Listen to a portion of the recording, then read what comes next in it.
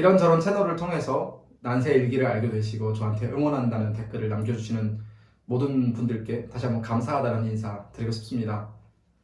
오늘은 좀 힘을 빼고 제 이야기를 좀 해볼까 합니다.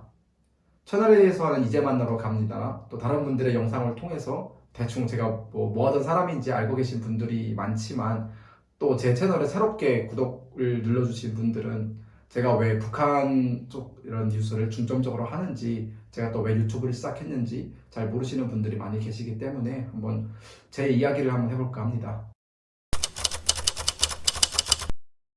저는 사실 탈북민이고요.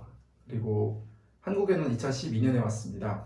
지금은 고려대학교 정치외교학과에 재학 중입니다. 저는 고향이 평양입니다. 한국에 온 탈북민이 지금 한 3만 명 정도 되는 걸로 알고 있는데 그중에 평양 출신은 정말 적습니다. 이유는 아무래도 평양에서 탈북을 하는 것이 다른 국경 도시에서 탈북을 하는 것보다 훨씬 어렵고, 그리고 평양이 이제 북한의 수도다 보니까 북한 정권에 훨씬 충성스러운 사람들이 많이 사는 그런 곳이기 때문에 더 어렵지 않을까 그렇게 생각을 합니다. 저는 상당히 좋은 가정 환경에서 태어났습니다. 할아버지는 이제 이름만 대면 다 알 수 있는 그런 북한 노동당에서 중요한 직책을 하셨고, 아버지는 베이징과 평양을 왔다 갔다 하면서 개인 사업을 크게 하셨거든요. 뭐 사회주의 북한에서 무슨 개인 사업이냐, 뭐 그렇게 질문을 가지시는 분들이 계실 텐데, 북한도 이제 정말 많이 변했기 때문에 사실상 내부는 자본주의랑 크게 다르지 않습니다. 오히려 바깥 세상을 경험한 사람들은 그런 게 돈이 된다는 걸 알고 있기 때문에 오래전부터 개인 사업을 하고 있는 그런 상황입니다. 부모님은 제가 외교관이 되는 걸 바라셨거든요. 아버지가 아무래도 해외에서 생활을 오래 하셨다 보니까 저도 이제 해외에 나와서 다른 세상을 좀 이렇게 경험을 하기를 원하셨던 것 같아요. 저도 이제 부모님의 그런 뜻을 따라서 평양 외국어 학원이라는 학교에 입학을 했습니다. 평양 외국어 학원이 어떤 곳이냐면은 한국의 외고 같은 곳입니다. 북한은 각 도마다 외국어 학원이 한 개씩 있습니다. 외고가 한 개씩 있는 셈이죠. 그리고 평양에 또 외고가 2개 있습니다. 이 외고에 오기 위해서는 일단은 부모들이 돈이 좀 있어야 돼요. 그리고 가정 형편도 괜찮아야 되고 토대도 좋아야 합니다. 그리고 초등학교에서 이제 외고로 바로 진학을 하는데 그때 입학 시험도 잘 봐야 되죠. 외고가 6년 과정이거든요. 근데 중학교와 고등학교 과정을 다 섞어놓은 그런 거라고 보시면 됩니다. 저는 이제 6년 동안 이 학교에서 영어를 배웠고, 영어 이제 졸업 후에는 김일성 종합대학교 외국어 문학부 영어 영문학과에 입학을 했습니다. 또 모르시는 분들을 위해서 설명을 간략하게 해드린다면, 김일성 종합대학교는 그 한국의 서울대와 같은 곳입니다. 북한 정권을 움직이고 또 북한 정권에게 충성하는 거의 모든 핵심 관료들은 70%가 다 김일성 종합대학 출신이라고 보시면 되고요. 김정일과 김정은도 김일성 종합대학 출신입니다. 제가 처음 김대에 들어갔을 때는 그 자부심도 상당히 높았습니다. 왜냐하면 이 학교가 아까 제가 말씀드린 것처럼 북한 최고의 학교고 정말 들어가기는 어려운 학교이기 때문에 제가 그 중학교를 다닐 때 정말 하루에 4시간씩 자면서 열심히 공부를 해서 들어갔거든요. 그리고 또 제가 들어간 반이 그 영어 영문학과 내에서 국제관계학을 새롭게 전공할 수 있는 그런 특설반이었거든요. 그래서 졸업을 하면 바로 외교부로 들어가서, 북한에서 외무성이라고 하죠. 외무성으로 들어가서 외교관 타이틀을 딸 수 있는, 20대 젊은 나이에 외교관이 될 수 있는 그런 어떤 길이 저한테 열린 셈이었죠. 근데 이제 2학년에 올라갈 때쯤에, 그러니까 김일성 종합대학교 2학년에 올라갈 때쯤에 해외로 나갈 수 있는, 유학을 갈 수 있는 길이 이제 열립니다, 저한테. 그러니까 원래는 북한은 문과생은 유학을 못 나갑니다. 이과생들만 유학을 나갈 수 있는데 그것도 정말 극소수죠. 그 이과생들 중에서 정말 공부를 잘하고 충성심이 높은, 즉 집안의 토대가 좋은 그런 학생들만 선발해서 유학을 나가고 보위부에 엄청난 감시 속에서 유학을 하거든요. 근데 문과는 왜 유학을 못 나가냐? 북한 당국도 알고 있습니다. 문과생들이 밖에 나가서 새로운 사상을 공부하면은 정말 사상이 다 변하거든요. 북한에서 배우는 건 오직 주차 사상 이것뿐인데 해외 나가면 뭐 다른 철학도 배울 수 있고 또 다른 나라 언어도 배울 수 있고 경제도 자본주의 경제를 배울 수 있고 하니까 학생들이 변할 수 있는 가능성이 거의 90%거든요. 그래서 이제 문과생들을 내보내지 않았었는데, 그러다가 2009년에 김정은이 후계자로 등장을 하면서 조금씩 분위기가 바뀝니다. 그 전에 무슨 일이 있었냐면 2008년에 북한에서 진짜 거대한 규모의 화폐 개혁이라는 걸 실시를 했었는데 이게 쫄딱 망합니다. 그 뭐 망한 것의 이유는 여러 가지가 있겠지만 그중 하나는 그것을 주도적으로 이끌었던 사람들이 경제적으로 정말 아무것도 몰랐다라는 거예요. 그러니까 그 사람들은 오직 북한에서 사회주의 계획 경제만 배웠고 그것만 어떻게 하면서 살았는데 갑자기 화폐 개혁을 하라니까 본인들이 할 수 있는 최선을 다했어요. 근데 실패했죠. 그러니까 북한 지도부도 이제 느끼기 시작하는 거죠.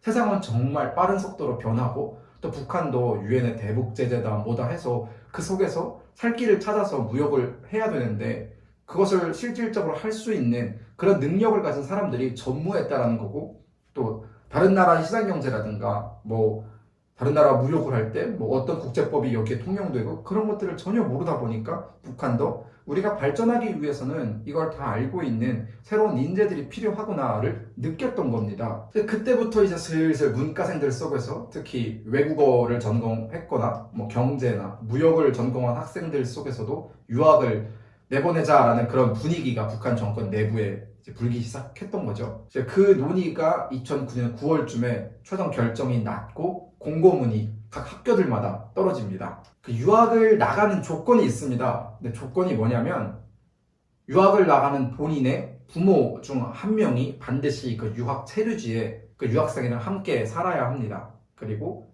유학에 드는 비용은 전부 다 그 유학생이 부담을 해야 합니다. 국가 유학생은 그러니까 국가에서 파견하는 유학생은 국가가 그 장학금이나 아니면 그 학비 등을 이렇게 내주는데 사비 유학생은 그런 게 없는 거죠. 왜냐하면 사비 유학생을 내보낼 수 있는 부모 정도면 그 집안 정도면 충분히 본인들이 부담할 수 있다고 북한 당국이 이제 그렇게 파악을 한 거죠. 그리고 중요한 건 북한 보위부의 감시를 늘 받아야 되는데 해당 체류지의 북한 대사관에서 일주일에 한 번씩 하는 그런 모임에도 꼭 나가야 합니다. 그게 이제 유학을 나갈 수 있는 조건 중에 정말 중요한 조건들이었어요. 저는 뭐 고민하지 않고 바로 유학 신청을 했습니다. 어렸을 때부터 해외에 한번 나가보는 게 정말 저는 소원이었거든요. 김일성 종합대학 학생들이 그 유학생들이 정말 많았는데 유학을 내보내는 기관에서도 김일성대 학생들을 많이 선호했습니다. 왜냐하면 영어는 이제 기본적으로 다 할 수 있기 때문에 또 그리고 전국에서 가장 똑똑하다고 소문난 친구들을 모아오는 곳이 바로 김일성 종합대학이다 보니까 일단 이 친구들은 나가면 기본은 깔고 간다라는 그런 인식이 좀 있었던 것 같습니다. 11월쯤에 그러니까 2009년 11월쯤에 1차로 유학을 나가는 학생 200명 정도가 선정이 됐고 저도 그 중에 한 명이었고 이제 준비가 다 완료된 다음에 2010년 초에 이제 북경으로 유학을 나가게 됐습니다. 제가 처음에 입학한 학교는 베이징 어원대라는 그 북경에서 중국어를 정말 제일 잘 가르치는 그런 학교였는데 저는 거기서 생애 처음으로 한국 사람들을 만났습니다. 뭐 나중에 그 친구들한테 들으니까 그 사람들한테도 정말 북한 사람을 실물로 처음 본 게 바로 저였다고 하더라고요. 정말 웃겼던 게 뭐냐면 저희 반에 북한인, 그러니까 저죠. 북한인, 한국인, 일본인, 미국인이 다 있었어요. 나중에 우리끼리 웃으면서 야 그냥 우리끼리 육자회담해도 되겠다라고 하면서 장난쳤던 기억이 납니다. 사실 처음부터 친해졌던 건 아니고 처음에는 좀 어색했어요. 인사를 할 때에도 뭐 굳이 한국어로 해도 되는데 중국어로 인사하고 막 그랬었거든요. 그러다가 같이 수업도 듣고 뭐 여러 가지 활동도 하고 만리장성도 같이 가고 이러면서 조금씩 친해졌습니다. 그러다가 어느 날 갑자기 이제 자연스럽게 북한에 대한 얘기가 나왔어요, 사실. 그게 왜냐하면 그때 천안함 사건이 터졌었는데 한국 친구들이 갑자기 이제 강의실에 들어와서 저한테 야, 너네 북한은 왜 그렇게 못된 짓만 하냐 막 좀 그러지 말아라 라는 식으로 얘기를 하는 거예요. 저도 그때 발끈했죠. 아니 우리가 왜 그런 짓을 하냐, 너네가 이거 조작해놓고 우리한테 그러는 거 아니냐 이러면서 정말 목소리를 높이면서 그때 싸웠었거든요. 그래서 분위기가 굉장히 안 좋았었는데 그날 저녁에 그 친구들 중에 한 명이 이제 저한테 쓱 와서 저녁에 우리 술 한잔 하자라고 해가지고 또 저도 좀 이렇게 마음이 안 좋았어서 화해도 할 겸 또 얘기도 좀 할 겸 그 친구들 따라서 술자리를 갔습니다. 여기서 조금 이렇게 짚고 넘어가고 싶은 게 있는데 그게 원래 북한 유학생은 원칙적으로 한국 유학생과 접촉을 할 수 없습니다. 뭐 한국 유학생뿐만이 아니라 모든 한국인과 접촉이 불가능하거든요. 보위부가 집중 감시를 하고 있고 또 유학을 나가는 경우에도 꼭 혼자서 나가는 경우는 없습니다. 반에 같은 북한 유학생이 있어가지고 서로가 서로를 감시하는 그런 시스템이 있거든요. 근데 저는 정말 운이 좋게도 제가 입학했던 그 반에는 북한 사람이 저밖에 없었어요.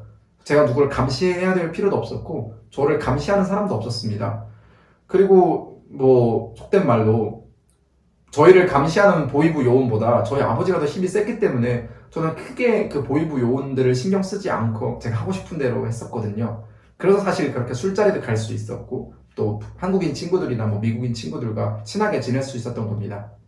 그래서 모든 북한 유학생들이 다 그런 건 아니다라는 점, 좀 밝히고 싶어서 말씀드립니다. 뭐 아무튼 그렇게 술을 마시기 시작했습니다. 조금씩 뭐 술을 마시고 또 뭐 장난도 치고 또 오후에 그렇게 원성을 높인 것에 대해서 사과도 하고 그러다가 다시 이제 북한 얘기로 돌아갔거든요. 김일성 종합대학은 어떤 학교냐, 뭐 넌 북한에서 어떻게 살았냐, 뭐 이런 식으로 얘기하다 보니까 저도 이제 제가 평양에서 어떻게 살았는지 얘기를 하게 됐고, 근데 그 중에 친구 중 한 명이 동국대 북한학과를 다니다가 중국으로 교환학생으로 한 친구가 있었는데 그 친구가 저한테 그러는 거예요. 야, 너 되게 잘 살았네. 내가 탈북민들 만나서 얘기를 들어보니까 탈북민들이 되게 어렵게 살았다더라 라고 그러는 거예요. 근데 저는 그 친구한테 탈북민이 뭐야? 라고 물어봤습니다. 저는 탈북민이 그렇게 많이 있다라는 것도 몰랐고 탈북민이라는 그 존재 자체에 대해서도 크게 아는 게 없었거든요. 저한테는 정말 큰 충격이었습니다, 그때.